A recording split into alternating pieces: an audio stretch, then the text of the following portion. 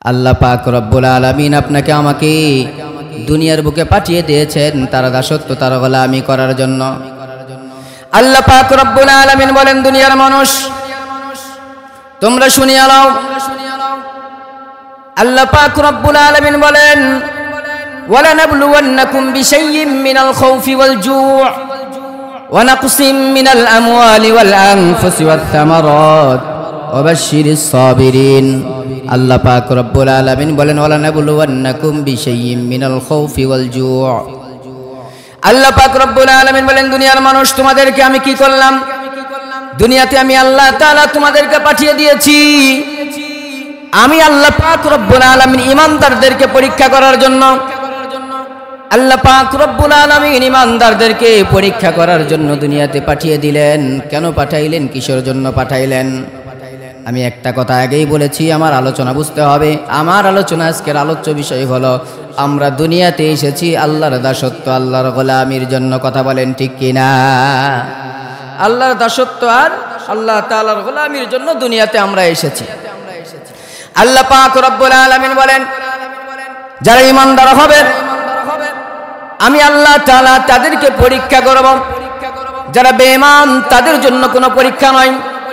যারা ঈমানদার, যারা আমি আল্লাহকে আল্লাহ বলে মানছে, যারা আমি আল্লাহকে আল্লাহ বলে স্বীকার করছে, আমি আল্লাহকে আল্লাহ বলছে, ইন্নাল্লাযীনা ক্বালু রাব্বুনাল্লাহ, আল্লাহ বলে স্বীকার করছে, আমি আল্লাহ তাআলা তাদেরকে পরীক্ষা করব। সূরাতুল বাকারা 156 নম্বর আয়াতে আল্লাহ পাক রব্বুল আলামিন বলেন, এ দুনিয়ার মানুষেরা তোমরা দিলের কানটা লাগায় দাও। এ দুনিয়াবাসী তোমরা দিলের কান দিয়া শোনো। আমি আল্লাহ পাক রব্বুল আলামিন তোমাদেরকে বলি, ওয়ালানাবলুওয়ান্নাকুম বিশাইইম মিনাল খাউফ, তোমাদেরকে আমি কি করব?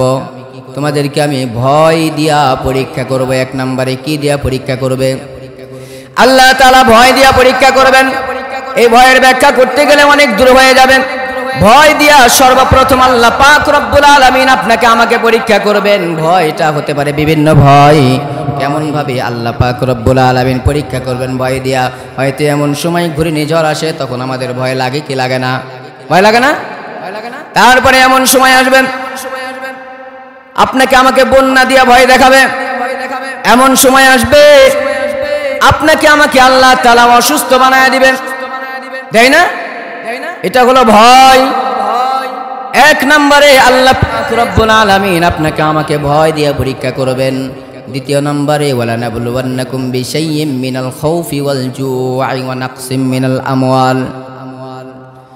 দ্বিতীয় নম্বরে আল্লাহ তাআলা সম্পদ, মাল, এগুলো দিয়ে পরীক্ষা করবেন।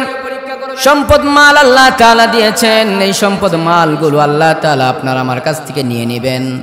আল্লাহ পাক রব্বুল আলামিন দুনিয়ার মানুষকে ডাক দিয়ে বলে, দুনিয়ার মানুষেরা তোমরা শোনো, মিনাল খাউফি ওয়াল জু'i ওয়া নাকসিম মিনাল আমওয়ালি ওয়াল আনফুসি ওয়াত থামারাত, আমি আল্লাহ তাআলা তোমাদেরকে যে ধন সম্পদ দিয়েছি, এই ধন সম্পদ দিয়েও তোমাদেরকে আমি পরীক্ষা করব। আল্লাহ তাআলা তাহলে পরীক্ষা করবেন ধন সম্পদ দিয়া। আল্লাহ তাআলা পরীক্ষা করবেন নিজের জীবন দিয়া। আল্লাহ তাআলা পরীক্ষা করবেন আপনার সন্তান আদি স্ত্রী দিয়া।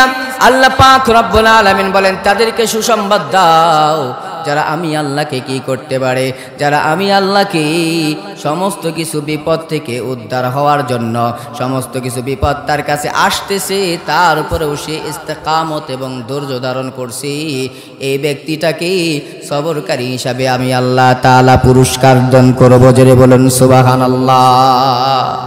সবর করতে হবে।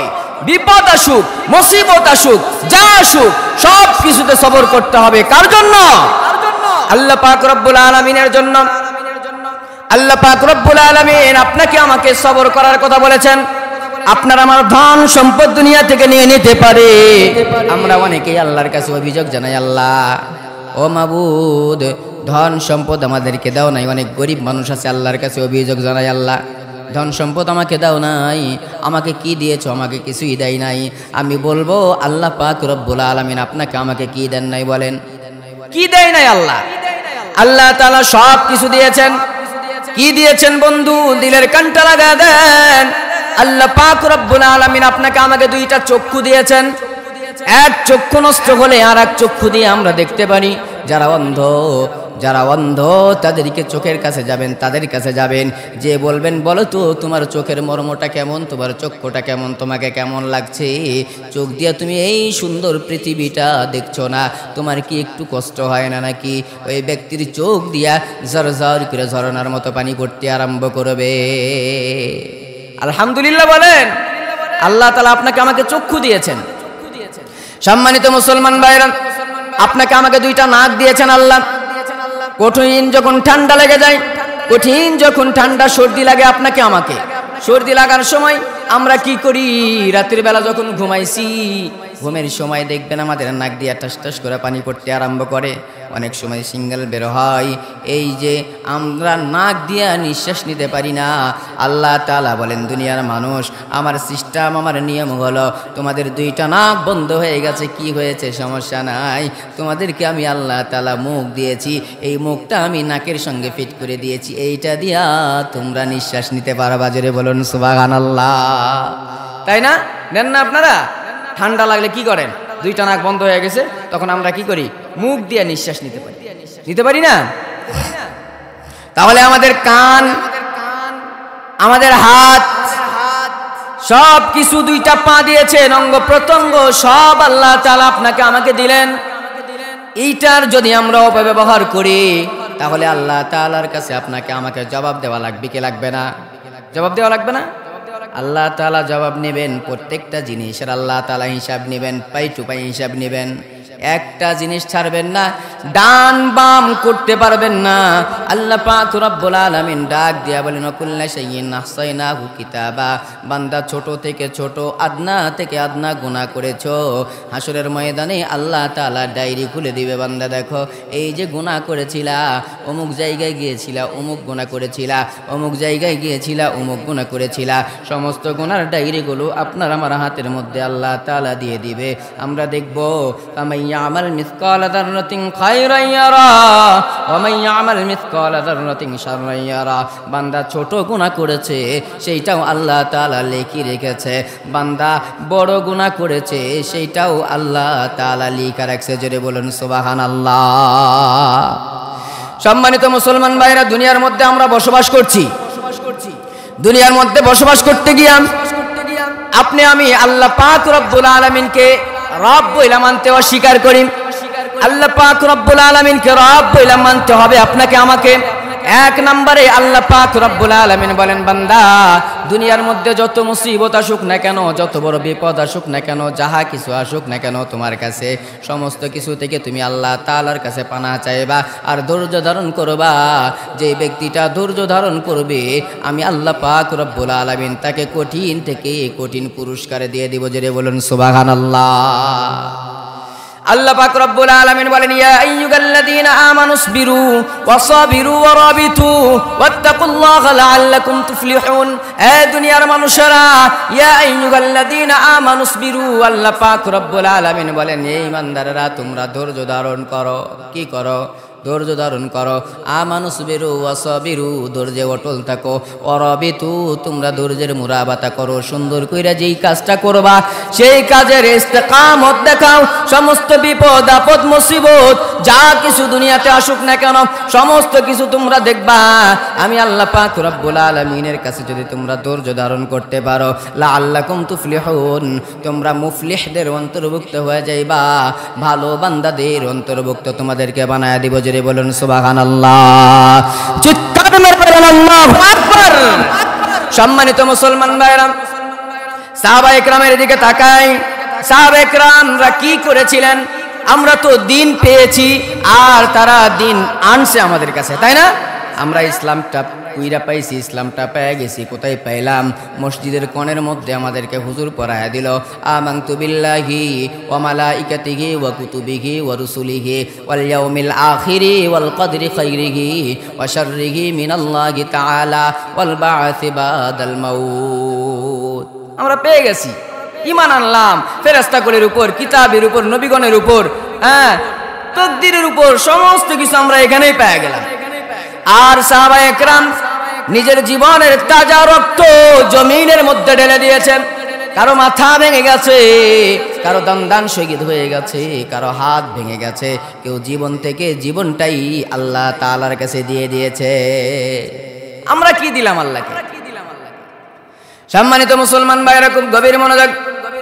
আল্লাহ পাক রব্বুল আলামিন আপনাকে আমাকে যা দিয়েছেন, আমরা কিন্তু চিরজীবন যদি শুকরিয়া আদায় করি তারপরেও আমরা শেষ করতে পারবো না। আল্লাহ পাক রব্বুল আলামিন বলেন, কুল্লাউ কানাল বাহরু মিদাদাল লিকালিমাতি রাব্বি লানাফিদাল বাহর ক্বাবলা আন তানফাদা কালিমাতু রাব্বি ওয়ালাউ জিনা বিমিথলিহি মাদাদা। আল্লাহ পাক রব্বুল আলামিন বলেন, দুনিয়ার মানুষেরা, তোমরা যতগুলো মানুষ আছো দুনিয়াতে, সমস্ত মানুষগুলো যদি তোমরা একত্রিত হয়ে যাও, একত্রিত হওয়ার পরে যতগুলো গাছপালা তরুলতা জমিনের মধ্যে আছে, সমস্ত গাছপালা তরুলতাগুলো যদি তোমরা নিজ হাতে কাটো, কাটার পরে যদি কলম বানায় সমস্ত মানুষেরা একটা একটা করে নিয়ে নাও, তারপরে যত খাল বিল নদ নদী সাগর মহাসাগর বঙ্গোপসাগর যা কিছু আছে সমুদ্র, সমস্ত কিছুর পানিগুলো যদি তোমরা একত্রিত করো, আর যদি সকলেই তোমরা আমার নিয়ামতের প্রশংসা লিখতে শুরু করো, কিয়ামত হয়ে যাবে, কালি শেষ হয়ে যাবে, কলম শেষ হয়ে যাবে, তোমরা শেষ হয়ে যাবে, তারপরে আমি আল্লাহর প্রশংসা লিখে শেষ করতে পারবা না। জোরে বলুন সুবহানাল্লাহ। আল্লাহর প্রশংসা একটু, আপনার আমার কি ভালোবাসা, মায়ের প্রতি সন্তানের ভালোবাসা, সন্তানের প্রতি বাবার ভালোবাসা, কতটুকু ভালোবাসা, কতটুকু বাসেন আপনি, আমি কতটুকু বাসি, কেমন মা বাবাকে ভালোবাসি, কেমন সন্তানদেরকে ভালোবাসি। আল্লাহ পাক রব্বুল আলামিনের পয়গম্বর মুহাম্মদুর রাসূলুল্লাহ সাল্লাল্লাহু আলাইহি ওয়াসাল্লাম বলেন, দুনিয়ার মানুষেরা আল্লাহ পাক রব্বুল আলামিনের কাছে রহমত আছে 100টা। কয়টা রহমত আছে? কথা বলেন, কয়টা? সকলে একসঙ্গে বলেন, কয়টা? 100 রহমত কার কাছে আছেন? আল্লাহর কাছে আছে। সেখান থেকে কি করছেন? আল্লাহ পাক রব্বুল আলামিন 100 থেকে 99 ভাগ আল্লাহর কাছে রাখছেন। কয় ভাগ রাখছেন? 99 ভাগ। আরে 1 ভাগ মাত্র আমাকে দিয়েছেন, আপনাকে দিয়েছেন, তাও নাই। এই 100 ভাগকে 99 ভাগ আল্লাহর কাছে নিলেন, আর 1 ভাগ আবার 100 ভাগ করলেন। করার পরে আল্লাহ পাক রব্বুল আলামিন আপনার আমার পয়গম্বর মুহাম্মদুর রাসূলুল্লাহ সাল্লাল্লাহু আলাইহি ওয়াসাল্লামের কাছে 99 ভাগ দিলেন। আর 1 ভাগ দুনিয়ার মানুষ, হাঁস মুরগি গবাদি পশু যা বলেন না কেন, যত কিছু মানুষ আছে, জিন্নাত আছে, সমস্ত মানুষ জিন্নাতের মাঝে আল্লাহ তাআলা 1 ভাগে 100 ভাগের 1 ভাগ দিয়ে দিলেন। তাতে সন্তানের প্রতি মায়ের মমতা, মায়ের প্রতি সন্তানের মমতা, বাবার প্রতি সন্তানের ভালোবাসা আছে না না? সাধারণ একটা কুকুরের বাচ্চাকে যদি আপনি মারেন, এই কুকুরের বাচ্চা তার মায়ের কাছে দৌড়ায়, এবং মা যদি জানতে পারে আপনি ওর সন্তানকে মেরেছেন, এই মা পাগলের মতো দৌড়াইয়া কুকুরের বাচ্চাকে বাঁচাইতে যাবে। কথা বলেন ঠিক কিনা? এটা হলো ভালোবাসা। সম্মানিত মুসলমানেরা, দিলের কানটা লাগায় দেন। আল্লাহ পাক রব্বুল আলামিনের ভালোবাসা কত! আল্লাহ তাআলার ভালোবাসা অসীমহীন। আল্লাহ তাআলার ভালোবাসার শুরু আছে, শেষ নাই। আল্লাহ তাআলার ভালোবাসা এত ভালোবাসা আল্লাহ তাআলা আপনাকে আমাকে দিবেন যদি আমরা দুনিয়াতে আল্লাহর কাজ করতে পারি, দুনিয়াতে যদি আমরা আল্লাহর মোতাবাজ্জে হয়ে থাকতে পারি, তাহলে আল্লাহ তাআলা বলেন, দুনিয়ার মানুষ, আমি আল্লাহর ভালোবাসা দুনিয়ার সমস্ত ভালোবাসা একত্রিত করলেও 100 ভাগের 100 ভাগের 100 ভাগের 1 ভাগও হবে না। সমস্ত কিছুর ভালোবাসা আমি আল্লাহর কাছে আছে। সব ভালোবাসা আমি কোথায় দিব? হাসরের ময়দান যেদিন কায়েম হয়ে যাবে, সেই দিন আমি আল্লাহ তাআলা কি করব? সমস্ত মানুষগুলোকে ডাকবো, ডাকার পরে বিচার আরম্ভ করব। বিচার হয়ে যাবে, বিচার শেষ হয়ে যাবে, তখন কয়েক শ্রেণীর মানুষ হাসরের ময়দানে বসা থাকবে। মাত্র 4 জন ব্যক্তি। কয়জন ব্যক্তি? 4 জন ব্যক্তি। মনে থুয়েন, আমি শেষে বলবো এই কথাটা ইনশাআল্লাহ। তাহলে কিছুক্ষণ আগে বললাম সাহাবায়ে কেরামের ভালোবাসা, সাহাবায়ে কেরামরা ঈমান এনেছে। আর আপনি আমি কি করলাম? আজকে এই জায়গার মধ্যে আমি একটা কথা বলে নেই, এই জায়গার মধ্যে যদি কোনো নর্তকী গান বাদ্য বাজনা হইতো, তাহলে যুবকরা কিন্তু দোকানে আড্ডা দিতে পারতো না। পারতো কি? নর্তকী যদি আসতো, কোনো যদি গান হতো, কিংবা কয়েকদিন আগে গত কয়েকদিন হয়ে গেল মহিলাদের খেলা হয়েছিল, ফুটবল খেলা। কোন জায়গায় যেন হয়েছিল? সুন্দরী সুন্দরী মহিলাদের ফুটবল খেলা। আমার তো এলাকাতে বাড়ি, আমিও ছিলাম ওই দিন। তা আমাকে বলছে হুজুর মহিলাদের খেলা হলো সেই খেলা। আমরা অনেকেই গিয়েছিলাম, কিন্তু আজকে কুরআনুল কারীমের মাহফিল, তারা আসতে পারলো না। বোঝা যাবে ফি কুলুবিহিম মারাদুন ফাযাদাহুমুল্লাহু মারাদা, আল্লাহ তাআলা তাদের দিলটাকে মোহর মেরে দিয়েছে। তোমরা গুনাহ করতেছো, গুনাহ করতে থাকো, তোমরা কুরআনুল কারীমের মাহফিলে যাইতে পারবা না। তারা গুনার দিকে দৌড়াবে, কিন্তু কুরআনুল কারীমের মাহফিল হচ্ছে সেই জায়গাতে তারা আসতে পারবে না। কথা বলেন ঠিক কিনা? আজকে কুরআনুল কারীমের মাহফিল হয় আর বাড়িতে বিআইন নিয়ে গল্প করে। কুরআনুল কারীমের মাহফিল হচ্ছে জামাই মেয়ে নিয়ে গল্প করতেছে। কুরআনুল কারীমের মাহফিল হচ্ছে এই অনুষ্ঠানের জন্য আজকে এই গ্রামের মধ্যে গরু জবাই হয়েছে, হয় নাই? কিন্তু বাড়িতে আছে, প্যান্ডেলে আসতেছে না। বাড়িতে আছে, মাহফিলে আসতেছে না। কেন আসতেছে না? আসলে তাদের তকদির কিসমত ভালো নয়। তারা মনে করতেছে যে আমরা মাহফিলে কেন যাব, মাহফিলে কেন বসবো, বাড়ি থেকেই তো আমরা আওয়াজ পাচ্ছি। সম্মানিত মুসলমান ভাইরা, আমরা হলাম উল্টা বাঙালি। কি বাঙালি? উল্টা বাঙালি। ওই যে আমি সব জায়গাতে একটা কথা বলি, প্রত্যেকটা অনুষ্ঠানে গেলে, প্রত্যেকটা জায়গাতে গেলে আমি একটা কথা উদাহরণ দিয়া বলি, আমরা মুসলমানেরা এত পাগল হয়ে গেছি যে এটাকে সেই দিকেই আমরা যাইতে আরম্ভ করি, যে এটাকে সেই দিকেই আমরা যাইতে শুরু করি। মুসলমানদের বিবেক যদি ঠিক হয়ে যায় তাহলে পুরা দুনিয়া ঠিক হয়ে যাবে। কথা বলেন ঠিক কিনা? মুসলমানের বিবেক ঠিক নাই। এই বিবেক যখন ঠিক হবে, প্রত্যেকটা মুসলমান ঠিক হতে হবে না, বিবেক ঠিক হবে। তাহলে দেখবেন অনেক জায়গাতে আদালতের মধ্যে গেলে, বড় বড় স্কুল কলেজ ইউনিভার্সিটি গুলাতে গেলে দেখা যায় প্রত্যেকটা মানুষের সর্বশ্রেষ্ঠ আদালত হলো বিবেক। সর্বশ্রেষ্ঠ আদালত কোনটা? বিবেক। বিবেক, এই বিবেক আমাদের ঠিক নাই। বিবেক ঠিক হয়ে গেলে পুরা পৃথিবী ঠিক হয়ে যাবে। বিবেক ঠিক হবে, পুরা পৃথিবী ঠিক হবে ইনশাআল্লাহ। সম্মানিত মুসলমান ভাইরা, গভীর মনোযোগ, দিলের কান লাগায় দেন। সব জায়গাতে আমি একটা কথা বলি, এই যে আমরা কুয়াশার সময় মাহফিলে যাই, অনেক ঠান্ডা, আমার তো প্রাইভেট নাই, অনেক বক্তাদের প্রাইভেট গাড়ি আছে। আলহামদুলিল্লাহ, আপনারা দোয়া করবেন আপনাদের সন্তান, আপনাদের এলাকার সন্তান যেই জায়গাগুলোতে আমি হাবিবুল্লাহ যাই, সেই জায়গাগুলোতে আমার 14 গোষ্ঠী আজও পর্যন্ত যাইতে পারে না। আমার 14 গোষ্ঠী যাইতে পারে না। আল্লাহ তাআলা যেই জায়গাগুলোতে নিয়ে যায়, আপনাদের দোয়া ভালোবাসা নিয়ে চলি। আপনারা আমার জন্য দোয়া করবেন, আপনাদের এলাকার সন্তান আমি। সম্মানিত মুসলমান ভাইরা, যেই কথাটা বলছিলাম, আমরা প্রত্যেকটা মুসলমান, আমরা প্রত্যেকটা ইমানদার, আমরা প্রত্যেকটা ইমানদার যদি বিবেক ঠিক করে ফেলি তাহলে ইনশাআল্লাহ পুরা দুনিয়া ঠিক হয়ে যাবে। ওমর দরজদে দাও আলীর মতো বীর সেনানী, দাও আলীর মতো বীর সেনানী, জাগাতে নিখিল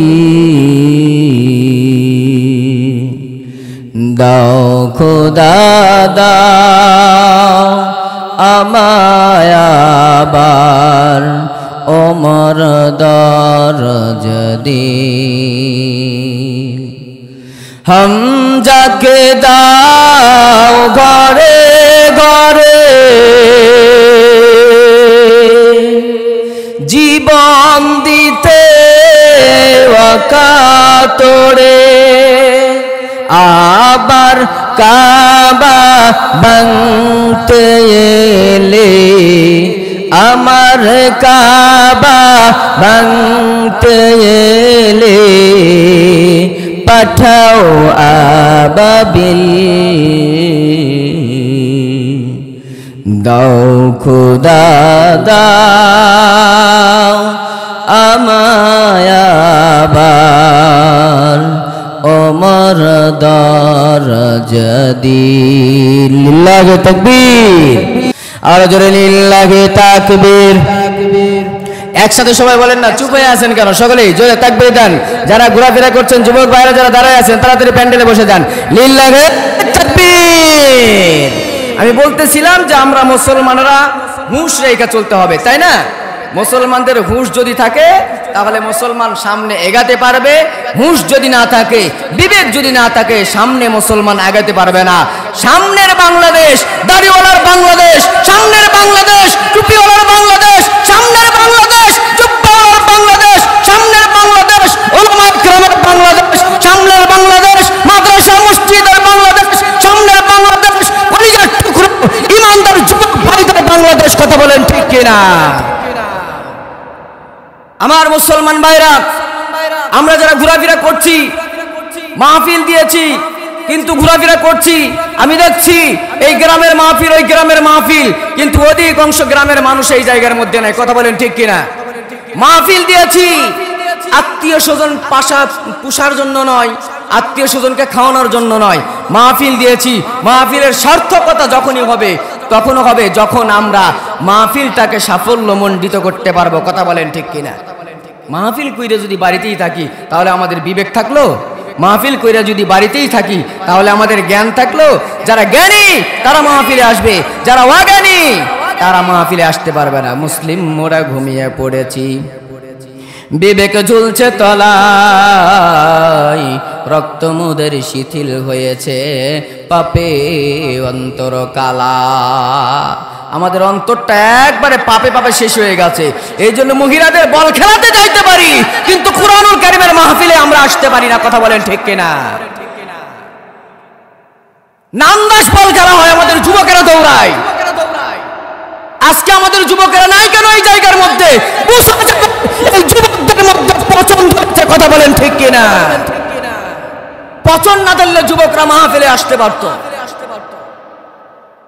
সম্মানিত মুসলমান ভাইরা, আমি বলছিলাম মুসলমানদের মধ্যে হুঁশ থাকার দরকার। মুসলমান হুঁশ নিয়ে সামনে এগানোর দরকার। এই যে শীতের দিন আমরা যখন মোটরসাইকেল নিয়ে যাই, অনেক সময় গাড়ির লাইটগুলো দেখা যায় না, তাই না? গাড়ির লাইটগুলো কি একবারে টিম টিম করে, দেখাই যায় না। হেডলাইটের হাইলো করতে করতে আমাদের যাওয়া লাগে, অনেক কষ্ট হয়। মোটরসাইকেল নিয়ে চলাফেরা করি তো অনেক কষ্ট হয়। তো রাস্তা দিয়ে যাইতেছি, এই কথাটা বলেই আমি সামনে আলোচনা যেখান থেকে শেষ করছি সেখান থেকে শুরু করবো ইনশাল্লাহ। তো যাওয়ার সময় দেখবেন যে একজন ব্যক্তি মোটরসাইকেল নিয়ে, মনে করেন আমিই যাচ্ছি, কি করতেছি, আমি মোটরসাইকেল নিয়ে যাচ্ছি, যাইতে যাইতে এখন শীত, বাতাস, প্রচণ্ড বাতাস। আমি যদি জ্যাকেটের বোতামও লাগাই তারপরেও কিন্তু আমার ভিতরে বাতাস ঢোকার সম্ভাবনা আছে, আছে না নাই? বাতাস ঢুকবে কেন? জোরে যখন গাড়ি চালাবেন বাতাসটা একবারে বুকের মধ্যে ফোকাসিং দিবে, বুকের মধ্যেই এসে লাগবে। আর নাকের মধ্যে বাতাস মানুষের কোথায় লাগে? নাকে আর বুকেই তো লাগে, অন্য কোথাও লাগে না বাতাস। পায়ের মধ্যে ঠান্ডা লাগে। তো মোটরসাইকেলওয়ালা যায়, কুয়াশার রাত, কনকনে ঠান্ডা, হিমেল বাতাস, মোটরসাইকেলওয়ালা যায় আর চিন্তা করে, হাইরে আমি জ্যাকেটটা সিধা করে গায়ে দেওয়ার কারণে বাতাস ঢুকতেছে, একটু উল্টা করে গায়ে দেই। কি করছে? নিজে বেচারা জ্যাকেটটা খুইলা আস্তে করে উল্টা করে গায়ে দিছে। জ্যাকেটের চেন আছে পিছন দিকে, সামনের দিকে কলার। একটু বুঝেন আমার কথাটা। যাইতে যাইতে যাইতে যাইতে হঠাৎ করে দেখে দুইটা টিম টিম করে আলো দেখা যায়। কি দেখা যায়? দুইটা আলো যখন দেখা যাচ্ছে, মোটরসাইকেলওয়ালা মনে করতেছে না জানে আমি যেমন বাইক নিয়ে যাচ্ছি তেমনি ভাবে ওরাও মনে হয় দুইটা বাইক নিয়ে আসতেছে, মোটরসাইকেল নিয়ে আসতেছে। এদিক দিয়ে গেলেও আমি খাদের মধ্যে পড়বো, বাম দিক দিয়ে গেলেও খাদের মধ্যে পড়বো। রাস্তা হলো চিকন। এক কাজ করা হোক এই মুহূর্তের মধ্যে, তাহলে আমি মাঝ বরাবর দিয়ে দিই, মাঝখানে একটু ফাঁকা দেখা যায়, মাঝ বরাবর দিয়ে দিই। মাঝ বরাবর যখন দিয়েছে তখনই একবারে যেরকম ছিল তার চাইতে দ্বিগুণ ভাবে খাদের মধ্যে পড়ে গেছে। খাদের মধ্যে যখন পড়েছে, পড়ার সময় গাড়িটা ছিল হলো ট্রাক। কি ছিল? ট্রাক। ট্রাকের মাঝখানে দিলে আর মোটরসাইকেলওয়ালা বাঁচে? মাঝখানে যখন দিয়েছে পড়ে গেছে খাদে। এইবার ড্রাইভার হেল্পারে বলে, দেখ তো আসে না গেছে। কি কয়? আসে না গেছে দেখ। হেল্পার নিচে নামছে, নিচে নেমা দেখে, ওস্তাদ বেচারার সব ঠিক আছে কিন্তু কাল্লা ঘুরে গেছে। কি হয়ে গেছে? বেচারা সব ঠিক আছে, মাগার কাল্লা নাই, কাল্লা ঘুরে গেছে। দে কাল্লা সোজা করে দে। এবার বুকের উপর পা চাপায়া কাল্লাটা সোজা করে দিছে। আপনারা জ্ঞানীবান বুদ্ধিবান লোক, আপনারা বলেন তো দেখি, কাল্লা কি আগে ঠিক ছিল না এখন ঠিক করলো? হ্যাঁ, কথা বলেন। আগেই কাল্লা ঠিক ছিল, জ্যাকেট উল্টা করে পরার কারণে আজকে কাল্লা দিতে হলো। আমি বলতে চাই, কুরআনুল কারীমের মাহফিল দিয়েছেন, মাহফিলে যদি না আসেন তাহলে আপনাদেরও কাল্লা থাকবে না। কথা বলেন ঠিক কিনা? মিসাই খালি বাড়িতে বসে গ্যাদারিং মারবেন আর মাহফিলে আসবেন না, এটা কোনোদিনও হইতে পারে না। সম্মানিত মুসলমান ভাইরা, তাহলে আমি বলছিলাম আমরা ঈমান পেয়েছি মসজিদের বারান্দায়, আর সাহাবা একরামরা ঈমান এনেছে, তারা একেবারে তরতাজা ঈমান এনেছে। তারা রক্তের বিনিময়ে ইসলামটা কায়েম করে গেছে, বিজয় করে গেছে। তাদের মাধ্যমে আমরা আস্তে আস্তে আস্তে আস্তে করে ইসলামটা সুন্দরভাবে পেয়েছি। আমরা প্রকাশ্যে কথা বলতে পারি ইসলামের, কিন্তু আগের যুগে প্রকাশ্যে ইসলামের কথা বলতে পারতো না। সম্মানিত মুসলমান ভাইরা, একটা কথা মনে পড়লো, না বলেই পারি না। আল্লাহ রাসূল সাল্লাল্লাহু আলাইহি ওয়াসাল্লাম দুনিয়া থেকে বিদায় হওয়ার পরে প্রথম নম্বরের খলিফা, খলিফাতুল মুসলিমিন, আমিরুল মুমিনিন হযরতে আবু বকর সিদ্দিক রাদিয়াল্লাহু তাআলা আনহু দিলের কান লাগায় দেন। আমি এই ঘটনা বলেই আমি সমাপ্তি করে দিব আলোচনা। হযরত আবু বকর সিদ্দিক হলেন ইসলামের প্রথম নম্বর খলিফা, আর দ্বিতীয় নম্বর খলিফা খলিফাতুর রাসূল, খলিফাতুল মুসলিমিন হযরত ওমর ইবনুল খাত্তাব রাদিয়াল্লাহু তাআলা আনহু, সাইয়্যিদনা ওমর ফারুক রাদিয়াল্লাহু তাআলা আনহুর শাসন আমলের আমি একটা কথা বলবো, মাত্র একটা কথা বলবো, দিলের কান লাগায়া দেন। ও কলিজার টুকরো যুবক ভাইরা, যারা ঘোরাফেরা করছেন অতি তাড়াতাড়ি প্যান্ডেলে আসেন। পর্দার অন্তরালের মায়েরা দিলের কানটা লাগায়া দেন। মা, আমি আপনাদের এলাকার সন্তান, আমি আপনাদের কাছে দুই চারটা কথা বলে যাই। কোনোদিন তো আপনারা আমার এইরকমভাবে কথা শুনেন নাই, কিন্তু অনেক মানুষ অনেক জায়গাতে আমাদের অনেক সময় সিরিয়ালি পায় না। বন্ধুরে, দিলের কান লাগায়া দেন। হযরত ওমর ইবনুল খাত্তাব রাদিয়াল্লাহু তাআলা আনহু যখন শাসন আমল ছিল, কি ছিল? শাসন আমল। হযরত ওমর ইবনুল খাত্তাবরে চিনেন? আমাদের গ্রামের ওমর ফারুক নাকি? হ্যাঁ, আমাদের গ্রামের ওমর ফারুক নাই। যে ওমর ফারুকের কথা বলছি তার শানে 21 থেকে 22টা আয়াত নাজিল হয়েছে। আল্লাহ রাসূল সাল্লাল্লাহু আলাইহি ওয়াসাল্লাম যার ব্যাপারে বলে গেছেন, আমার পরে কেউ যদি নবী হওয়ার যোগ্যতার থাকে কারো মধ্যে, সেইটা হলো আমার সাহাবী হযরতে ওমর ইবনুল খাত্তাব রাদিয়াল্লাহু তাআলা আনহু ছিল। সুবহানাল্লাহ বলেন। সেই উমরের কথা বলছি আপনাদেরকে, দিলের কান লাগায় দেন। কোন উমর? হযরতে আমিরুল মুমিনিন, ইসলামের দ্বিতীয় নম্বর খলিফা, খলিফাতুল মুসলিমিন হযরতে ওমর ইবনুল খাত্তাব রাদিয়াল্লাহু তাআলা আনহুর শাসনামল কেমন ছিল? আপনি আমি শাসনামল পেয়েছি তো? পাই নাই। এক দল চলে গেছে, আরেক দল পিটানি দিচ্ছে, আরেক দল চলে যাবে, আরেক দল পিটবে, আরেক দল চলে যাবে, আরেক দল মারবে। এইরকম যদি মারতেই থাকে তাহলে দুনিয়া দেশ আপনার সুন্দর হবে না, বেসুন্দর হয়ে যাবে। খালি মারামারি আর কাটাকাটি, মারামারি আর কাটাকাটি। আমরা সাবধান হয়ে যাই। সম্মানিত মুসলমান ভাইরা, আমি অন্যদিকে যাব না। হযরত ওমর ইবনুল খাত্তাব রাদিয়াল্লাহু তাআলা আনহু, হেমস নামে একটা শহর ছিল, সেই শহরের গভর্নর বানিয়েছিল সাইদ বিন আমির আল জুমাহি রাদিয়াল্লাহু তাআলা আনহুকে। এই সাইদ বিন আমির আল জুমাহি রাদিয়াল্লাহু তাআলা আনহুর দেশ থেকে, রাষ্ট্র থেকে কতগুলো লোক আসছে ওমরে ফারুক রাদিয়াল্লাহু তাআলা আনহুর কাছে দেখা করার জন্য। খুব গভীর মনোযোগ। হযরত সাইদ বিন আমির রাদিয়াল্লাহু তাআলা আনহুর রাষ্ট্র থেকে যখন লোক আসছে, সাইয়্যিদিনা ওমরে ফারুক রাদিয়াল্লাহু তাআলা আনহু তাদেরকে কি করলেন? বসতে দিলেন। বসার পরে তাদেরকে জিজ্ঞাসা করলেন, তোমরা কেন এসেছো, কিসের জন্য এসেছো বলো? তারা সঙ্গে সঙ্গে ডাক দেয়া বলে, আমিরুল মুমিনিন, আমাদের রাষ্ট্রের মধ্যে একবারে দুর্ভিক্ষ দেখা দিয়েছে, আমরা সকলেই গরিব হয়ে গেছি, আমাদেরকে কিছু ত্রাণ তহবিল থেকে আপনি কিছু ত্রাণ দেন, কিছু খাদ্য সামগ্রী দেন, কিছু টাকা পয়সা দেন, আমরা চলতে পারছি না। হযরত ওমর ইবনুল খাত্তাব রাদিয়াল্লাহু তাআলা আনহু বললেন, তোমরা 100 জনের একটা লিস্ট তৈরি করো, সেই লিস্ট দেখা দেখা আমি তোমাদেরকে ত্রাণ দিব। 100 জনের লিস্ট হবে সবচেয়ে নিম্ন, যারা গরিব, যারা খাইতে পারে না, চলতে পারে না, খাওয়ার অভাবে যাদের পেট একেবারে হাঁটতে পেট একেবারে চলে না, একেবারে পেটটা পিঠের সঙ্গে লেগে গেছে, এইরকম লোকদের তোমরা তালিকা দাও। সম্মানিত মুসলমান ভাইরা, খুব গভীর মনোযোগ, অনেক শিক্ষণীয় একটা ঘটনা। হযরত ওমর ফারুক তালিকা চেয়েছে, তালিকা দেওয়া হলো। তালিকার মধ্যে হযরত ওমর ফারুক রাদিয়াল্লাহু তাআলা আনহু বড় একটা চিরকুট দেখলেন, 100 জনের একটা তালিকা। কিন্তু তালিকার প্রথম নম্বরে যেই নাম আছে সেই নামটা হলো হিমসের গভর্নর হযরতে সাইদ বিন আমির আল জুমাহি। জোরে বলুন সুবহানাল্লাহ। আরে আমাদের এলাকার মেম্বারদের পাওয়ার দেখলে বাঁচা যায় না, কথা বলেন ঠিক কিনা? নেতা খেতাদের পাওয়ার দেখলে বাঁচা যায় না, কিন্তু সাইদ বিন আমির আল জুমাহি রাদিয়াল্লাহু তাআলা আনহুর নাম গরিবের 1 নাম্বার লিস্টে। সুবহানাল্লাহ বলবেন না? আরে জোরে বলেন না সুবহানাল্লাহ। এতগুলো মানুষ এই জায়গায় আছেন, সুবহানাল্লাহ জোরে বলা যায় না? জোরে বলেন সুবহানাল্লাহ। সম্মানিত মুসলমান ভাইরা, আল্লাহ রাসূলের প্রিয় সাহাবী হযরত সাইদ বিন আমির আল জুমাহি রাদিয়াল্লাহু তাআলা আনহুর নামটা দেখেই হযরত ওমর ফারুক রাদিয়াল্লাহু তাআলা আনহুর চোখ দিয়ে ঝরঝর করে পানিগুলো পড়তে আরম্ভ করেছে। কে রে, ব্যাপার কি?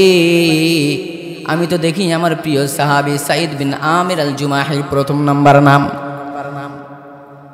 তাদেরকে হযরত ওমর ফারুক রাদিয়াল্লাহু তাআলা আনহু জিজ্ঞাসা করেছেন, আমিরুকুম ফাকিরুকুম, তোমাদের আমির কি ফকির নাকি? আমিরুনা আসখরুনা, হ্যাঁ আমাদের আমির হলো ফকির, আমাদের আমিরের তেমন ধন সম্পদ কিছুই নাই আমরা দেখেছি। তাহলে এক কাজ করা হোক, একজন লোককে ডাকা হলো, আল্লাহর প্রিয় সাহাবী, আল্লাহ রাসূলের প্রিয় সাহাবী সাইদ বিন আমির রাদিয়াল্লাহু তাআলা আনহুর কাছে কিছু উপঢৌকন পাঠানোর জন্য 100 মুদ্রা, স্বর্ণ, টাকা পয়সা সুন্দর করে একটা বাইন্ডিং করে একটা পুটলির মধ্যে করে রাখা হলো। যাও গোপনে গিয়া সাইদ বিন আমিরকে তোমরা দিয়ে চলে আসবা। আর তাকে বলা হলো, যাবা, এই টাকা দিয়া সে কি করে, কোন কায়দায় চলে, কিভাবে চলছে, মানুষকে ঠকাচ্ছে নাকি দেখে আসবা। হযরতে সাইদ বিন আমিরের কাছে যাওয়া হলো। যাওয়ার পরে এবারে বন্ধু সাইদ বিন আমির রাদিয়াল্লাহু তাআলা আনহুর বাড়ির দরজার মধ্যে নক করা হলো। নক করার পরে দরজা যখন খুলে গেছেন, খোলার পরে সাইদ বিন আমিরকে বলা হলো, এইটা নাও। এটা কে দিয়েছে? এইটা হাতের মধ্যে চিঠি, এই যে এই টোপলা দেখো, এই টোপলার হাতের মধ্যে চিঠি দেওয়ার পরে চিঠিটা খুলছি, খোলার পরে দেখে দুনিয়ার সাধারণ কোনো মানুষের চিঠি নয়, এইটা হলো আমিরুল মুমিনিন হযরতে ওমর ইবনুল খাত্তাব রাদিয়াল্লাহু তাআলা আনহুর চিঠি। চিঠি পাওয়ার পরে এবার কি করছেন, সুন্দর করে টোপলা খুলছেন, খোলার পরে দেখে যে 100 স্বর্ণ মুদ্রা। সুবহানাল্লাহ বলবেন না? এটা দেখার পরে আপনি আমি সুবহানাল্লাহ বললাম, আর সাইদ বিন আমির আল জুমাহি রাদিয়াল্লাহু তাআলা আনহু কি বলেছিলেন? সাইদ বিন আমির আল জুমাহি রাদিয়াল্লাহু তাআলা আনহু সঙ্গে সঙ্গে পোটলাটা খোলার সঙ্গে সঙ্গে বলেছিলেন, ইন্না লিল্লাহি ওয়া ইন্না ইলাইহি রাজিউন। আপনি আমি বলেন তো দেখি, মানুষ মারা গেলে আমরা বলি ইন্না লিল্লাহি ওয়া ইন্না ইলাইহি রাজিউন। আমরা খুশির সংবাদে এটা পড়ি না, দুঃখের সংবাদে পড়ি? কিসের সংবাদে? দুঃখের সংবাদে আমরা পড়ি। যখন আমরা ইন্না লিল্লাহি ওয়া ইন্না ইলাইহি রাজিউন পড়ি, তখন আমাদের মনে হয় যে আমরা দুঃখ হয়ে গেছে আমাদের মাঝে, আমরা কষ্ট পেয়েছি, কেউ মারা গেছে, আমরা এটাই তো বুঝি, তাই না? কিন্তু সাইদ বিন আমিরের কাছে উপঢৌকন গেছেন, তারপরেও তিনি বলছেন ইন্না লিল্লাহি ওয়া ইন্না ইলাইহি রাজিউন। তাদের জিন্দেগি ছিল কেমন, আর আপনার আমার জিন্দেগি কেমন? সম্মানিত মুসলমান, দিলের কান লাগায়া দেন। হযরত সাইদ বিন আমির যখন ইন্না লিল্লাহি ওয়া ইন্না ইলাইহি রাজিউন পড়েছেন, তার স্ত্রী পর্দার ভিতর থেকেই বলছেন, প্রাণের স্বামী কি হয়েছে, আপনি ইন্না লিল্লাহি ওয়া ইন্না ইলাইহি রাজিউন পড়লেন কেন? হাল কুতিলাল মুসলিমুন, সমস্ত মুসলমান কি শাহাদত বরণ করেছে নাকি শহীদ হয়ে গেছে নাকি যুদ্ধের ময়দানে? বালিল আমরু আযামু মিন যালিক, না স্ত্রী না, এর চেয়ে সংজ্ঞা কিছু হয়ে গেছে। আল্লাহর পয়গম্বরের প্রিয় সাহাবী হযরতে সাইদ বিন আমিরের স্ত্রী ডাক দেয়া বলে, ও আমার স্বামী, এর চেয়ে কি বড় মারাত্মক ক্ষতি হয়ে গেছে একটু জানতে চাই। সাইদ বিন আমির আল জুমাহি রাদিয়াল্লাহু তাআলা আনহু বলেন, হাল কুতিলাল ওমর, ওমর শহীদ হয় নাই, কোন মুসলমান শহীদ হয় নাই, কোন বড় ক্ষতি হয়ে যায় নাই, ইসলাম দুনিয়া থেকে বিতাড়িত হয়ে যায় নাই, একটা মাত্র ক্ষতি হয়ে গেছে, আমার ঘরের মধ্যে দুনিয়া ঢুকে গেছে। কি ঢুকে গেছে? ঘরের মধ্যে দুনিয়া ঢুকে। আমওয়ালুকুম ওয়া আওলাদুকুম ফিতনা, দুনিয়ার মধ্যে ধন সম্পদ সন্তানাদি এগুলা হলো আপনার জন্য ফিতনা। হযরত সাঈদ বিন আমির আল জুমাহি রাদিয়াল্লাহু তাআলা আনহু এই কথা বলার পরে স্ত্রী ডাক দিয়ে বলে, আপনাকে উপঢৌকন দিয়েছে, এটা হলো খুশির সংবাদ, আপনি কেন এত পেরেশানি করছেন? না রে স্ত্রী, না, এটা আমার জন্য খুশি নয়, এইটা হলো আমার জন্য একটা দুঃখের সংবাদ, দুঃখের কারণ।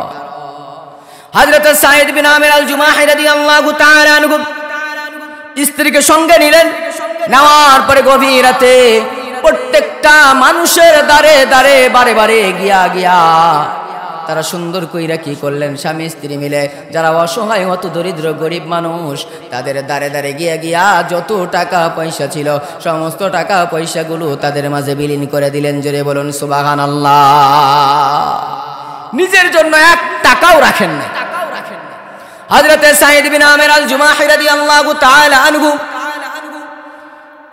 তিনি তো বেকার হয়ে গেছেন, স্বস্তির একটা নিঃশ্বাস নিলেন, নিঃশ্বাস নিয়া বলছেন, আলহামদুলিল্লাহ, আল্লাহ তাআলার কাছে প্রশংসা, যে মহান মালিক আমার ঘর থেকে দুনিয়া বের কইরা প্রত্যেকটা মানুষের ঘরের মধ্যে ঢুকায়া দিছে। জোরে বলুন সুবহানাল্লাহ।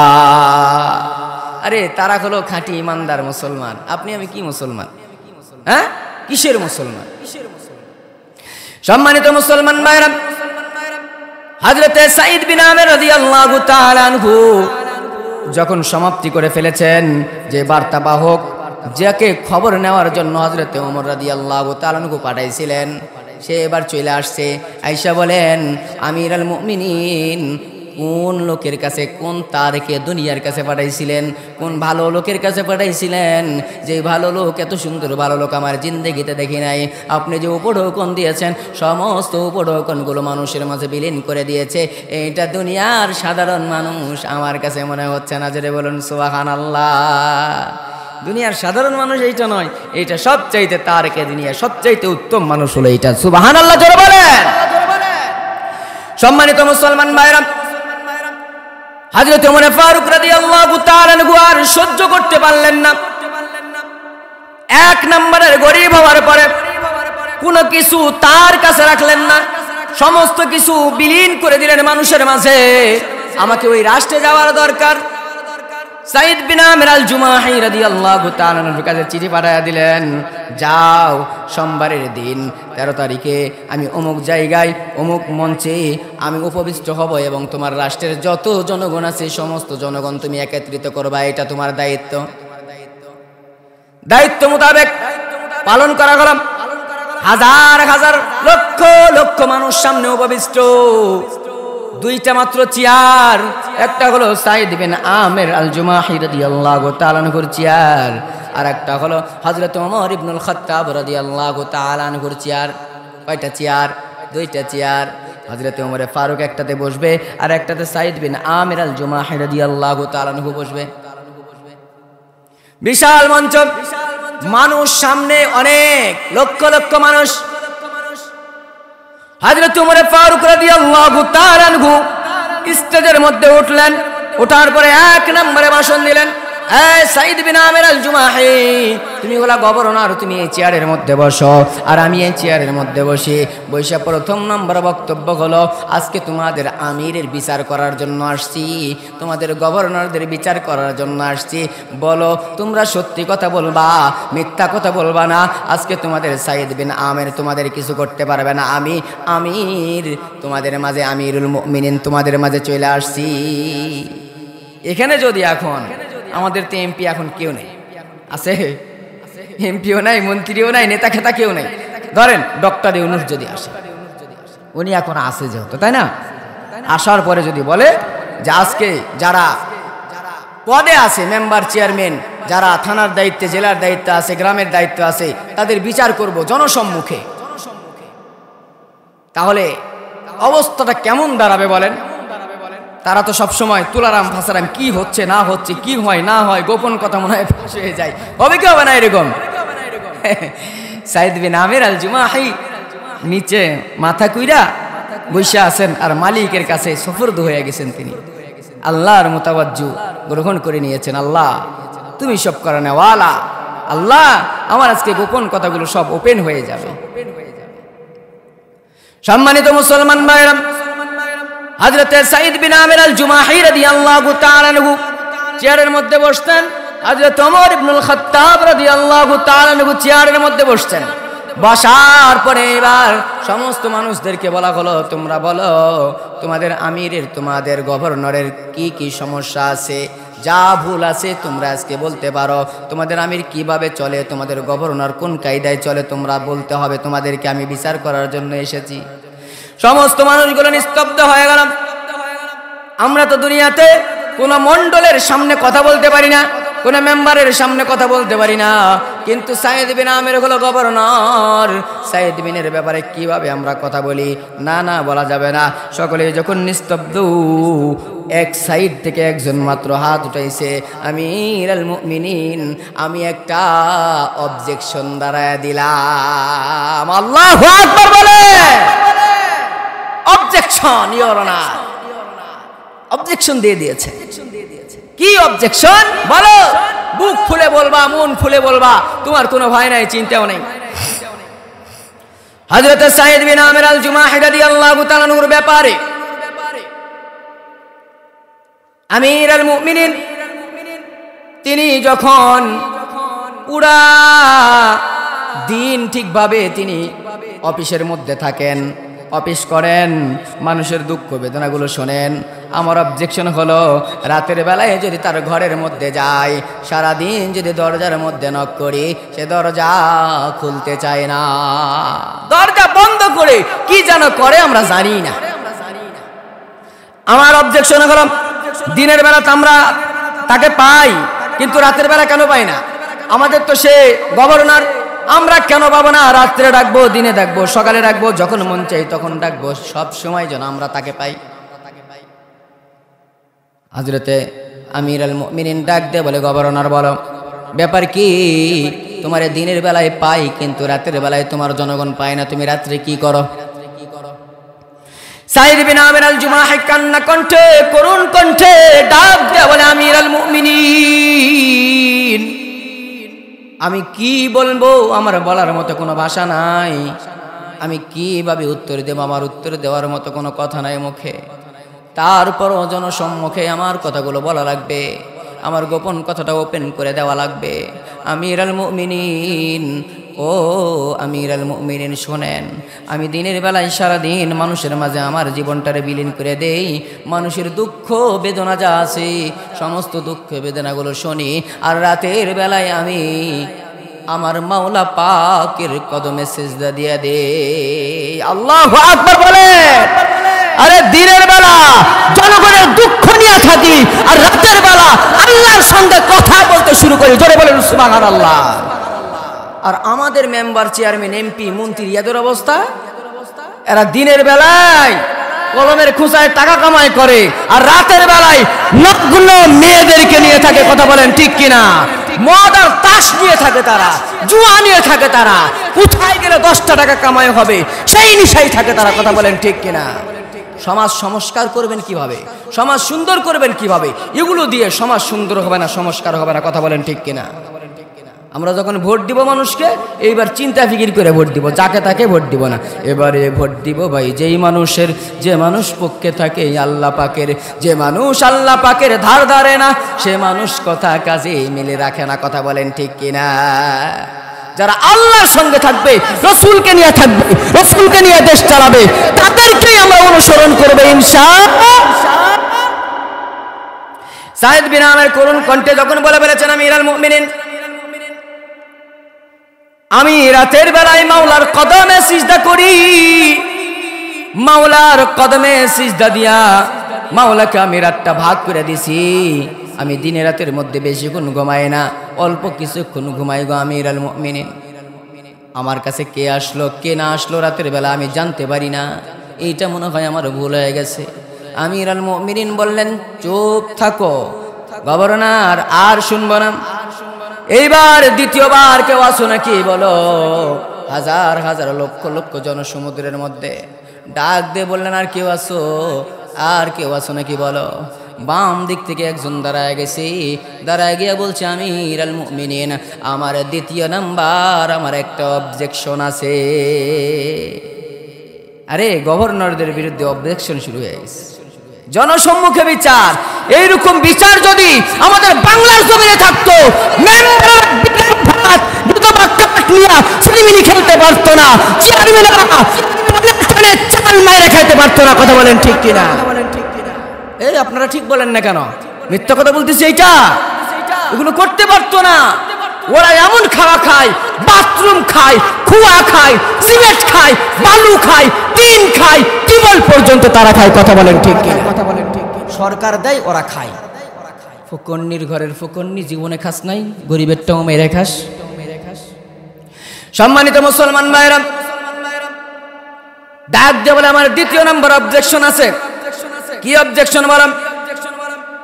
আমার অবজেকশন হলো, আমাদের অফিস টাইম হলো 10টায়, আর এই গভর্নর প্রত্যেক দিন 11টায় যায়। কয়টায় যায়? 11টায়। অফিস টাইম 10টায়, কিন্তু গভর্নর যায় 11টা। 1 ঘন্টা আমাদেরকে দেয় না। সে কি করে 1 ঘন্টা আমরা জানতে চাই। সুবহানাল্লাহ বলবেন না? আরে বাবা, জোরে আওয়াজ দেয়া বলেন সুবহানাল্লাহ। না এলাকার সন্তান তাই সুবহানাল্লাহ বের হচ্ছে না? জোরে আওয়াজ দেয়া বলেন সুবহানাল্লাহ। এই কথা বলার পরে এবার আমিরুল মুমিনিন ইশারা করে বলছে, বলো গভর্নর, বলো কেন তুমি অফিস টাইম 1 ঘন্টা লেট করে যাও? সম্মানিত মুসলমান ভাইরা, গভর্নর কান্না আরম্ভ করে দিছে। সাইদ বিন আমির আল জুমাহি কান্না কণ্ঠে ডাক দিয়া বলে, আমিরুল মুমিনিন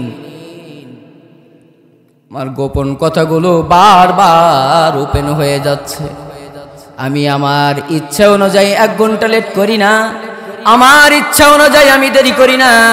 আমি দেরি করার মাঝে আমার একটা মাত্র কারণ, সেই কারণটি হলো আমি বাড়িতে আমার স্ত্রী হলো একেবারেই মানে পুঙ্গ, একেবারেই অসহায়িত্ব, সে একা কাজে সামলাতে পারে না।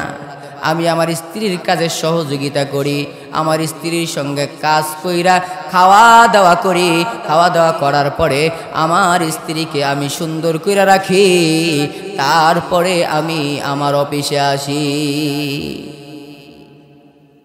স্ত্রীর কাজে সহযোগিতা করা আপনারা করেন?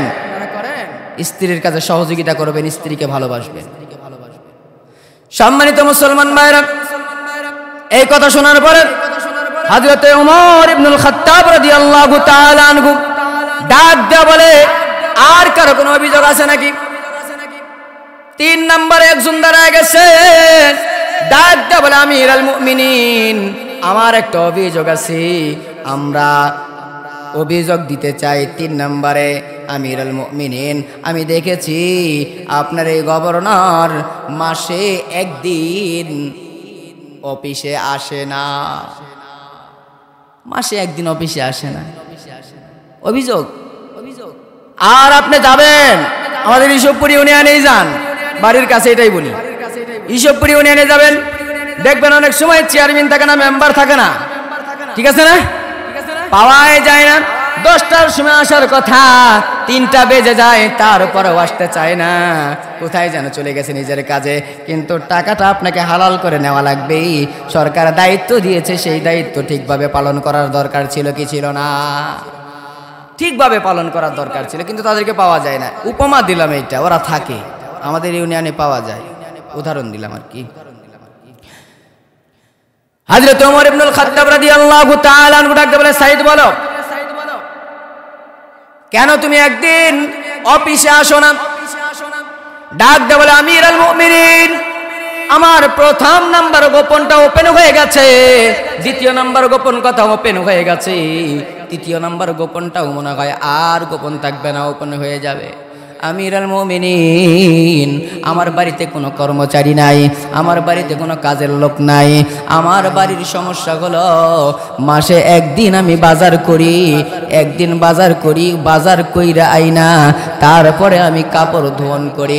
কাপড় চোপড় ধুইতে ধুইতে ধুইতে ধুইতে আমাদের একটা মাত্র কাপড় আমি যখন পরিধান করি আমার স্ত্রী পরতে পারে না, আমার স্ত্রী যখন পরে আমি তখন পরতে পারি না। আমিরুল মুমিনিন, ওই দিন একটু কাপড়টা আমরা পরিষ্কার করে দেই, পরিষ্কার করার কারণে কাপড়টা না শুকা পর্যন্ত আমরা পরতে পারবো না, এই জন্য ওই দিন আমি অফিসে আসতে পারি না। আমাদের কাপড়ের অভাব আছে, কাপড়ের অভাব। আহা, কত কাপড়, প্রত্যেক দিন বাজার, তারপরেও বাজার লাগে, এটা নাই ওইটা নাই, এটা করো ওইটা করো, এটা লাগবে ওইটা লাগবে, শুধু চাহা তার চাহিদা, চাহা তার চাহিদা, চাহা তার চাহিদা। আর তাদের মাসে একদিন বাজার করত, একটা মাত্র কাপড় পরিধান করার। একজন গভর্নর, গভর্নরের পাওয়ার জানেন, একটা রাষ্ট্রের ক্ষমতা তার হাতে, তাকে বলা হয় গভর্নর। তখন তো দেশ এইভাবে এত ভাগ ছিল না। অর্ধ পৃথিবী করিয়াছেন শাসন, ধুলির তক্তে বসিয়ে খেজুর পাতার প্রাসাদ তাহার, বাড়ে বাড়ে গেছে খুশি। হযরত ওমর শাসন করেছেন অর্ধ পৃথিবী। সেই ওমরের কাহিনী আপনাদেরকে শোনাচ্ছি। সম্মানিত মুসলমান ভাইরা, এই কথা শোনার পরে হযরত ওমর ইবনুল খাত্তাব রাদিয়াল্লাহু তাআলা আনহু কান্না আরম্ভ করছে, চোখ দিয়া পানি ঝরঝর করে জমিনে পড়তে আরম্ভ করছে। চোখের পানি আর চোখের মধ্যে থাকে না, নাক দিয়া বয়া বয়া জমিনে পড়ে। হযরত ওমর ইবনুল খাত্তাব রাদিয়াল্লাহু তাআলা আনহু করুণ কণ্ঠে কান্নার আওয়াজ দিয়া ডাক দিয়া বলে, আর কেউ আসো নাকি আমার এই গভর্নরের বিরুদ্ধে কোনো সাক্ষী দিবা? সবাই নিস্তব্ধ হয়ে গেছে, গোটা মজমা জানত হয়ে গেছে। সকলের চোখের কুটিরের মধ্যে পানি চলে এসেছে। হাই রে, কার বিরুদ্ধে আমরা কথা বলতে আরম্ভ করেছি? এ বাবা, আমরা কিভাবে দুনিয়াতে বসবাস করছি? আমাদের চাহাত কি আর তাদের চাহাত কি ছিল? তাদের ইচ্ছা ছিল একমাত্র আল্লাহ তাআলাকে পাওয়া, কথা বলেন ঠিক কিনা? আর আমাদের চাহাত পুরা দুনিয়া দিলেও আমাদের পেট ভরবে না। সম্মানিত মুসলমান ভাইরা, আর কারো কিছু বলার আছে বলেন? সবাই তখন হতভম্ব হয়ে নিস্তব্ধ হয়ে একেবারে নিঃসুর হয়ে গেছে, থেমে গেছে, আর কোনো আওয়াজ নাই, আর কোনো কথা নাই। একজন উস্কো বুস্কো আউলা জাউলা চেহারার মানুষ, একেবারে বুড়ো বৃদ্ধ, একবারে হাত উঠায়া দিছেন। আমিরুল মুমিনিন, আমি ৫ম নম্বরে একটা কথা বলতে চাই। আমার একটা মাত্র কথা আছে তার ব্যাপারে, আমি বলবো। বলেন বলেন কি বলতে চান?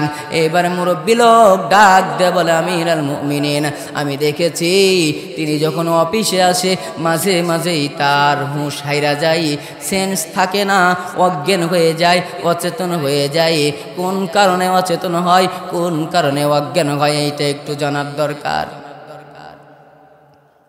সম্মানিত মুসলমান ভাইরা, আমিরুল মুমিনিন জানতে চাই আমরা, অফিস টাইমে আইসা সে অজ্ঞান হয়ে যায় কোন কারণে, একটু জানার দরকার আছে। আপনারা শুনতে চান কি চান না? শুনতে চান? কারা কারা শুনতে চান হাত তোলেন। একটা তাকবীর দেন, লিল্লাহ আগে তাকবীর। অনেকে হাত তুলছেন না কেন? টান টান করেন, হাত টান টান করেন। একটা তাকবীর দেন, লিল্লাহ আগে তাকবীর।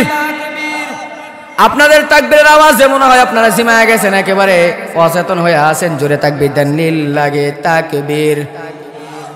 আরো জোরে হলো না? আমি হাবিবুল্লাহ বেলালি খুশি হইতে পারি নাই, আল্লাহ আপনাদের তাকবীরে কিন্তু খুশি হয় নাই। জোরে তাকবীর দেন, লিল্লাহে তাকবীর। আরো জোরে, লিল্লাহে তাকবীর। আল কোরআনের আলো, আল হাদিসের আলো। হাত নামান। বেজার হইছেন? হাত উঠায় নিছি তাই মন খারাপ হলো? সম্মানিত মুসলমান ভাইরা, সাইদ বিন আমির আল জুমাহি রাদিয়াল্লাহু তাআলা আনহু হযরত ওমর ইবনুল খাত্তাব রাদিয়াল্লাহু তাআলা বলেন, বলো কোন কারণে তুমি তোমার সেন্স ছাইরা যায়, সেন্স থাকে না, তুমি অজ্ঞান হয়ে যাও অফিসের মধ্যে। তোমার শ্রোতারা, তোমার জনগণ জানতে চায়, এ মুসলমান, হযরত সাঈদ বিন আমির আল জুমাহি রাদিয়াল্লাহু তাআলা আনহুর চোখ দিয়া ঝরনার মতো এবার পানিগুলো পড়তে আরম্ভ করছে। এত জোরে জোরে ডুকরায় ডুকরায় কান্না আরম্ভ করছে। গোটা মজমাটা কাঁদতেছে, গোটা মজমাটা কান্নার কান্না, কান্নার রুল মানে না। গভীর মনোযোগ দিলের কানটা লাগায় দেন। হযরত সাঈদ বিন আমির আল জুমাহি রাদিয়াল্লাহু তাআলা আনহু ডাক দিয়া বলে, ও জনগণ তোমরা শোনো, আমি যেই সময় অফিসের মধ্যে বসা থাকি, আমি এখনো পর্যন্ত মুসলমান হই নাই, এখনো পর্যন্ত কালেমা পড়ি নাই। মক্কার জমিনে আমার বয়স যখন মাত্র 18 বছর। কয় বছর বয়স বললাম? সকলে জোরে বলেন, কয় বছর বয়স? আরে সামনে নির্বাচন, বল বলতে বলতে জীবন তলতল করে দেন, ছাতা বলতে বলতে মাথা শেষ করে দেন, ধানের শীষ বলতে বলতে জীবন বিষ করে ফেলছেন, নৌকা বলতে বলতে জীবন শেষ করে দিয়েছেন, লাঙ্গল বলতে বলতে ভাল ভেঙে ফেলছেন। কিন্তু আল্লাহ রসুলের মাহফিলে আসছেন, মাহফিলের মঞ্চে কোরআনের কথা বলবেন, তাতে আমাদের ভয় আছে নাকি? তাহলে কথা বলেন না কেন আপনারা? এখানে আওয়ামী লীগের বিরুদ্ধে কথা নয়, বিএনপির বিরুদ্ধে কথা নয়, জাতীয় পার্টির বিরুদ্ধে কথা নয়, জাসদের বিরুদ্ধে কথা নয়, বাসদের বিরুদ্ধে কথা নয়, কোন কচুর বিরুদ্ধে কথা হবে না। যারা কোরআনের বিরুদ্ধে, আল্লাহর বিরুদ্ধে, রাসূলের বিরুদ্ধে, দ্বীনের বিরুদ্ধে থাকবে, উলামায়ে কেরাম এবং মাদ্রাসা মসজিদের বিরুদ্ধে যাবে, তাদের বিরুদ্ধে আমরা কথা বলতে ছাড় দেব না। কথা বলেন ঠিক কিনা? অনেক মানুষ আছে হুজুর দেখলেই তাদের চুলকানি ওঠে, জোরে গেলে দাওয়াত পাইছে আর ধীরে গেলে বেশি খাইছে, হুজুরের আই কাপড়ের দাম বাড়ালো, এই করলো সেই করলো, সারা দিন হুজুরদের গীবত কইরা নিজের জীবনটারে সাজাইলো, একটা বার চিন্তা করলো না মারা গেলে তোমাকে হুজুরি মাটি দিবে। কথা বলেন ঠিক কিনা? একটা বার চিন্তা করে না। পাগলে কিনা বলে ছাগলে কিনা খাই, গাদাকে যত পেটো গাদাকে ঘোরা হয়। হয় নাকি? যুবকরা বুঝছে এটা কি বলছে। যুবকরা গান শুনে যায়, এটা গান। সম্মানিত মুসলমান ভাইরা, সাঈদ বিন আমির কান্না আরম্ভ করছে, কাঁদতেছে, ডুকরা ডুকরা কাঁদে, কান্নার আওয়াজে পুরা মজমা পর্যন্ত কাঁদতেছে। হযরত সাঈদ বিন আমির আল জুমাহি রাদিয়াল্লাহু তাআলা আনহু কান্না থামাইতে পারে না, ডাক দিয়ে বলে, আমির আল মুমিনিন, আমি যখন মক্কার জমিনে, আমার মাত্র 18 বছর বয়স, আমির আল মুমিনিন, আমার নিজের চোখে আমি যেইটা দেখেছি সেইটার কথা আমার বারবার মনে পড়ে। আপনাদেরকে একটু মনে কইরাই দেই বাবা, আপনারা সকলেই জানেন, সকলেই চিনেন, তারপরেও আপনাদেরকে একটু বলে দেওয়া যায়। হযরত সাঈদ বিন আমির আল জুমাহি রাদিয়াল্লাহু তাআলা আনহু ডাক দিয়ে বলে, আমির আল মুমিনিন, এখনো পর্যন্ত কালেমা পড়ি নাই, এখনো পর্যন্ত মুসলমান হই নাই, এখনো পর্যন্ত মুহাম্মাদুর রাসূলুল্লাহ সাল্লাল্লাহু আলাইহি ওয়াসাল্লামকে দিলে মনে প্রাণে বিশ্বাস করি নাই। কখন আমি মুসলমান হলাম, কোন সময় মুসলমান হলাম, আমার মুসলমানিত্বের জজবা কখন বেড়ে গেল আমিরুল মুমিনিন, আমি এইটা জনসম্মুখে আজকে বলতে চাই। সকলের স্তব্ধ হইয়া হযরতে আমর ইবনুল আস রাদিয়াল্লাহু তাআলা আনহু হযরতে তার কথা শুনতে আরম্ভ করছে। হযরতে সাঈদ বিন আমির রাদিয়াল্লাহু তাআলা আনহু বলতে আরম্ভ করছেন, যখন আমি ওই জায়গার মধ্যে মক্কার মধ্যে ছিলাম, মক্কার মধ্যে থাকাকালীন মক্কার মধ্যে বড় লিডার ছিল, কাফের ছিল, বেঈমান ছিল আবু জাহেল, মূর্খের পিতা, জাহেলের পিতা। আবু জাহেলের নাম শুনছেন না? কি শুনেন নাই? কথা বলেন না কেন? শুনছেন কি শুনেন নাই? আপনারা কিছু জানেন না নাকি? আমার এলাকার মানুষ দেখি বোবা। আমরা ওয়াজ করতে গেলে এই যে ঝাড়ি দিলাম, তাকবীর দিলাম, এত কিছু বললাম, এতক্ষণ তাকবীর দিয়ে আপনারে খাড়া করে দিত, আর আপনারা বোদার মতো বসে আছেন মগা। সম্মানিত মুসলমান ভাইরা, গভীর মনোযোগ, আমাদেরকে চালাক হওয়া লাগবে। বোধাই হলে আমরা ইসলাম নিয়ে আগাতে পারবো না। কথা বলেন ঠিক কিনা? আমরা চালাক জাতি, আমরা সিংহের জাতি, আমরা বিড়ালের জাত নয়, আমরা বাঘের জাত। বিড়ালের মতো 500 বছর বাঁচার আমাদের ইচ্ছা নাই, সিংহের মতো 1 সেকেন্ড বাঁচতে চাই। কথা বলেন ঠিক কিনা? এইবার একটু আওয়াজ বাড়ছে।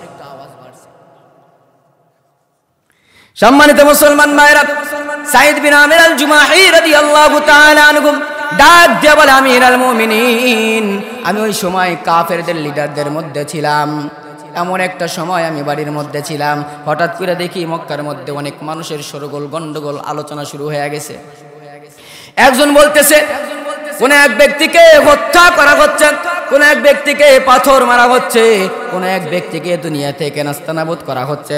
আমি আস্তে আস্তে আগায় গেলাম, আস্তে আস্তে আগায় যা দেখি আবু জেহেলের বাড়ির পাশে সুন্দর একটা ফাঁকা জায়গা আছে।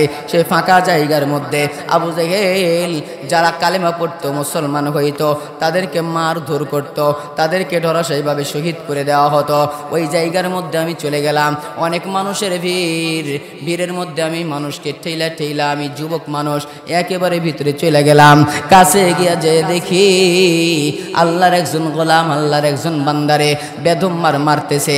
আবু জেহেল তার কাছে যা বলতেছে, বলো বলো তুমি যদি মুহাম্মদের কালেমা না ছাড়ো, তুমি মুহাম্মদের কালেমা কেন পড়ছো? যদি কালেমা না ছাড়ো তোমাকে দুনিয়া থেকে নাস্তানাবুদ করে দেব, দুনিয়া থেকে বিদায় করে দিব। ওই ব্যক্তি ডাক দিয়ে বলে, শোনো, তুমি মুহাম্মদের কালেমা গ্রহণ করার জন্য আমারে হত্যা করতে পারো, এইটুকুই করবা, এর চাইতে বেশি কিছু করতে পারবা না। আবু জেহেল লোভ দিল, তুমি যদি কালেমা ছেড়ে দাও তাহলে তোমার মক্কার দলপতি বানায় দিব, তুমি যদি কালেমা ছাড়ো মক্কার মধ্যে হুরে মদিনা সবচাইতে সুন্দরী মেয়ের সঙ্গে তোমার বিয়ে দিয়ে দিব, তুমি যদি কালেমা ছাড়ো গো তাহলে তোমাকে আমরা কি করব জানো? তোমাকে আমরা এই এলাকার মধ্যে তোমার নেতা বানায় দেব, তোমাকে বেতন ভাতা দেওয়া হবে, তোমার কোনো চিন্তা পেরেশানি থাকবে না, তুমি শুধু কালেমাটা বাদ দিয়ে দাও। আবু জেহেলের অফার যখন পেয়ে গেছে, অফার পাওয়ার পরে আবু জেহেল নিস্তব্ধ হয়ে গেল, নিস্তব্ধ হইয়া আরো রাগান্বিত হইয়া গেছে। এইবার ওই ব্যক্তি ডাক দিয়া বলছে, তার নাম হলো হযরতে খুবাইব, হযরতে খুবাইব রাদিয়াল্লাহু তাআলা আনহু। তার নাম কি বললাম? হযরতে খাব্বাব রাদিয়াল্লাহু তাআলা আনহু। হযরতে খাব্বাব রাদিয়াল্লাহু তাআলা আনহু একেবারে নিস্তব্ধ হইয়া ডাক দিয়ে বলছে, আবু জেহেল শোনো, তুমি আমাকে যে অফার দিয়েছো এই অফারটা আমি অ্যাকসেপ্ট করতে পারছি না, এই অফারটা আমি গ্রহণ করতে পারতেছি না, এই অফারটা আমার নেওয়ার মতো নয়। আমি একমাত্র আল্লাহকে চাই, তোমার মতো কেল্লাভূতা নাদানের কথা আমি শুনতে রাজি নাই। জোরে বলুন সুবহানাল্লাহ। আবু জেহেল হতভম্ব হয়ে গেল, ওর রাগ বেশি। কেউ যদি নেতারে গালি দেয় তাহলে নেতার রাগ কমবে না বাড়বে? কথা বলেন, কমবে না বাড়বে? আরো বাইরে গেছে, অনেক রাগ, ডাক দিয়া বলছে, এই কে কে আসো, ধরো তারে। চার হাত পা ধরা হলো, পাথর দিয়া তাকে মারতে আরম্ভ করলো। পাথর সে যখন একেবারে নিস্তেজ হয়ে গেছে, তারপরে আগুন দিয়া তাকে সেঁক দেওয়া হলো। একের পর এক তার পুরা দেহটা একেবারে ঝাঁঝরা করা হয়ে গেছে। আমি দেখলাম গো আমিরুল মুমিনিন, আমার চোখের সামনে তাকে যখন একেবারে দুনিয়া থেকে বিদায় বিদায় ভাব, তারপরে কাছে গিয়া বলছে, বলো তুমি যদি কালেমা ছাড়ো এখনো তোমার চিকিৎসা কইরা ভালো করা হবে। তারপরে ডাক দেয়া বলছেন, শোনেন আবু জেহেল, আপনি আমাকে মারতে মারতে মাইরা ফেলে দেন, আমার নাকের মধ্যে আমি জান্নাতি সুঘ্রাণ পাই, আমি আমার মাওলার কাছে যাইতে চাই, তোমার মতো আবু জেহেলের অফার নিতে রাজি নয়। আল্লাহ বলেন। ডাক দিয়ে বলা হলো, ধরো। ধরার পরে তার একটা হাত কাটা হলো, একটা হাত কাটার পরে তারা অফার দেয়, অফার অ্যাকসেপ্ট নয়। দ্বিতীয় হাত কাটা হলো, অফার দেয় কিন্তু অ্যাকসেপ্ট নয়। পা কাটা হলো, পা কাটার পরে তাকে অফার দেওয়া হলো কিন্তু অফার অ্যাকসেপ্ট করে না। তারপরে আরেকটা পা কাটা হলো, তারপরে অফার নেয় না, অফার গ্রহণ করে না। এরে ওরা ইসলাম এনেছে, ওরা মুসলমানিত্ব আমাদের কাছ পর্যন্ত এনেছে, আর আমরা ইসলামটা হাতের মধ্যে পেয়েছি। এই জন্য আমরা আজকে বড় বড়াই দেখাই, ফুটানি করি। কথা বলেন ঠিক কিনা? তাদের বিনিময়ে ইসলাম এসেছে, তাদের বিনিময়ে ইসলাম এসেছে, এই জন্য আমরা বড়াই দেখা। সম্মানিত মুসলমান ভাইরা, আমি শেষ করে দেব। এইবার কি করা গেল, তার হাত পা অঙ্গ প্রত্যঙ্গ কাটার পরে একেবারে তাকে যখন নিস্তেজ করার পরে রক্তর বন্যা হয়ে গেছে, আবু জেহেল কানের মধ্যে ডাক দিয়ে বলছে, বলো তুমি যদি এখনো পর্যন্ত বলো তাহলে তোমাকে আমরা কি করব, ছেড়ে দিব, তোমাকে সুস্থতা দান করে দেব, সুস্থ করা হবে, তোমাকে চিকিৎসা করব। ডাক দিয়ে বলছে, শোন আবু জেহেল, আমার হাত কেটেছিস, আমার এই হাত কেটেছিস, আমার দুই পা কেটেছিস, আমার ধর থেকে কল্লা আলাদা করে দে, তারপরেও আমি আল্লাহ ব্যতীত তোর মতো আবু জেহেলের কথা শুনতে রাজি নাই। জোরে বলুন সুবহানাল্লাহ। এইটা দেখা ডাক দেয়া বলে আমির আল মুমিনিন, আমি যখন এই জিনিসটাই দেখি, আমার চোখের সামনে যখন এই জিনিসটা ভাসে, একজন মুসলমানকে এইভাবে নির্মমভাবে মারছে, এইভাবে হত্যা করতেছে, এইভাবে শাহাদাতের দরজা তাকে দিয়ে দিচ্ছে, আমার তার চিত্রটা যখন মনে পড়ে, আমার চোখ দিয়া পানি পড়ে, তার দিকে নজর করতে করতে আমার সেন্স হারায় যায় আমির আল মুমিনিন। এই জন্য আমি অজ্ঞান হয়ে যাই। সুবহানাল্লাহ। আরো চিৎকার সুবহানাল্লাহ। সম্মানিত মুসলমান,